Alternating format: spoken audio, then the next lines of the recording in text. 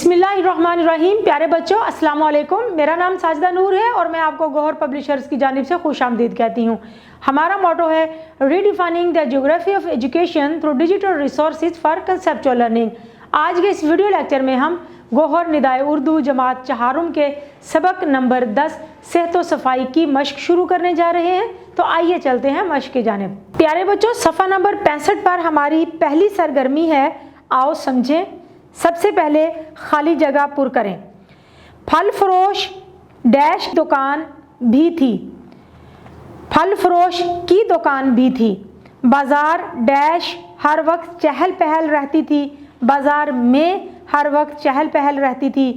Corona की वजह dash school बंद थे, कोरोना की वजह से स्कूल बंद थे। कूड़ा हमेशा कूड़ेदान डैश डालें, कूड़ा हमेशा कूड़ेदान में डालें। सेहत व सफाई डैश आपस में गहरा ताल्लुक़ है, सेहत व सफाई का आपस में गहरा ताल्लुक़ है। हमारी अगली सरगर्मी है, सवालों के जवाब लिखें। मोहल्ले की गली में हर किस्म की दुकानें होने का एक फ़ायदा और एक नुकसान लिखें।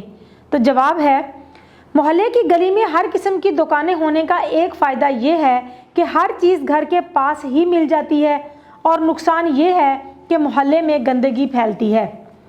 अगला सवाल है, पानी नालियों से निकलकर गली में क्यों बहने लगता था?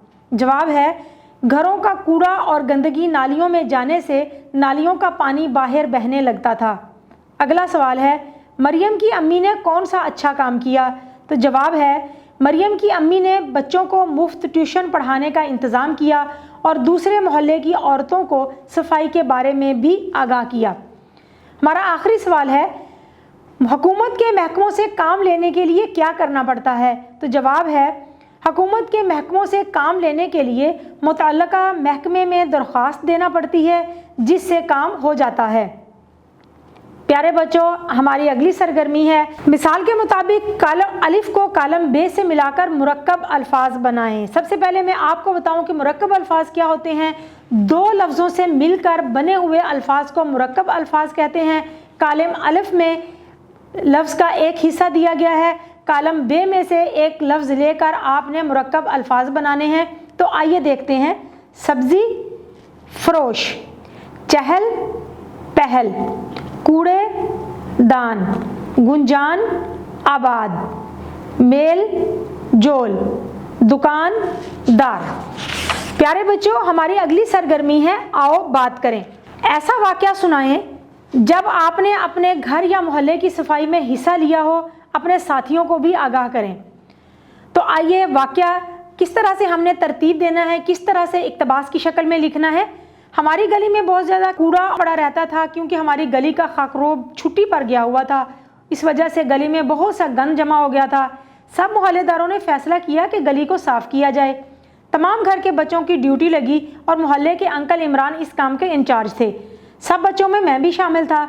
हम सब ने मोहल्ले की 2 गलियों की सफाई की और छिलके, कागज़ और शॉपिंग बैग अपने अपने थैलों में डालते रहे। फिर सब बच्चे अपना अपना थैला इमरान अंकल को दे देते और इमरान अंकल उसे अपने पास रख लेते। इस काम में करीबन 2 घंटे लगे। फिर इमरान अंकल सब थैलों को लेकर कूड़ेदान में फेंक आए। तो प्यारे बच्चों, हमारी अगली सरगर्मी है, आओ पढ़ें। दर्जेल को पढ़ें और पूछे गए सवालों के जवाब दें। हमारा मज़हब ज़िंदगी के हर मामले में इंसान को रहनुमाई देता है। शहरों के मसाइल कम करने के लिए बताया गया है, इन्हें फैलने से रोको। जब शहर हद से ज़्यादा फैल जाते हैं तो सफाई सुथराई, ट्रैफिक, पानी के निकास और माहौल के मसाइल पैदा होते हैं। तालीमी इदारों, सड़कों और अस्पतालों में रश बढ़ जाता है। पानी, बिजली और गैस के मसाइल भी पैदा होते हैं। तो आइए चलते हैं सवालात की जानिब। पहला सवाल है, इसका उन्वान क्या होना चाहिए? जवाब है, इस इबारत का उन्वान होना चाहिए माहौल और हम। अगला सवाल है, शहरों के ज़्यादा फैलने से आपके ख्याल में कौन कौन से 2 बड़े मसाइल पैदा होते हैं? तो जवाब है, शहरों के हद से ज़्यादा फैल जाने से सफाई सुथराई, ट्रैफिक, पानी के निकास और माहौल के मसाइल पैदा होते हैं। अगली सरगर्मी है ज़ुबान शनासी। पढ़ें और मुनासिब जगहों पर कौसैन और वावैन का इस्तेमाल करते हुए दोबारा से लिखें। तो हमने जहाँ पर कोई ख़ास बात की गई है, किसी का कौल है, वहाँ पर हमने वावैन लगाना है, और जहाँ पर कोई बात किसी के बारे में तफसील बता रहे हैं तो वहाँ हमने कौसैन लगाना है। बानिया पाकिस्तान मोहम्मद अली जिन्ना रहमतुल्लाह अलैह ने फरमाया, काम काम और बस काम। कायदे आज़म का ये फरमान है, इसको के दोनों तरफ आपने वावैन लगाने हैं। आपकी छोटी बहन कौन? फातिमा जना, तो फातिमा जना के इर्द गिर्द आपने कौसैन लगाने हैं। ने इस फरमान पर पूरा अमल किया। उनका कहना था मुसलमान ख़वातीन को आज़ादी की जदोजहद में शामिल होना चाहिए। ये फरमान जो मोहतरमा फातिमा जना का है, उसके गिर्द भी आप वावैन लगाएंगे। दर्ज झेल से फ़ेल अमर और फ़ेल नहीं को अलग अलग जुमलों में इस्तेमाल करें। फ़ेल अमर हुक्म देने के लिए इस्तेमाल करते हैं और फ़ेल नहीं किसी बात से मना करने के लिए इस्तेमाल करते हैं। पहले हम फ़ेल अमर के जुमले बनाएंगे। लौट आओ, वापस लौट आओ, बारिश तेज़ है। भाग जाओ, जल्दी से भाग जाओ वरना पुलिस आ जाएगी।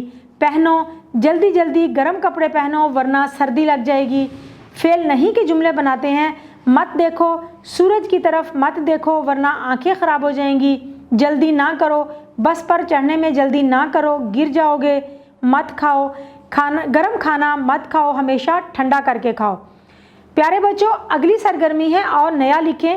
इस सबक को पढ़कर आप क्या नतीजा निकालते हैं? अपने ख्यालात चंद जुमलों में बयान करने हैं। इस सबक को पढ़कर यह नतीजा निकलता है कि सब मिलकर कोशिश करें तो हर काम किया जा सकता है। अगर हम फैसला कर लें कि कूड़ा करकट घरों के बाहर नहीं रखना तो हमारा मोहल्ला साफ़ सुथरा हो सकता है। प्यारे बच्चों, आपने अपने इलाके में बच्चों के लिए पार्क बनवाने के लिए यूनियन कौंसिल के नाम दरख्वास्त लिखनी है। तो दरख्वास्त हम कैसे लिखेंगे? बखिदमत जनाब chairman union council 39 city division Jhelum जनाब आली। इसमें आपने लिखना है कि आपके इलाके में बच्चों को खेलने के लिए कोई पार्क नहीं है। बच्चे सड़कों गलियों में फुटबॉल, क्रिकेट और दूसरी गेमें खेलते हैं, जिसकी वजह से आए रोज़ हादसात होते रहते हैं।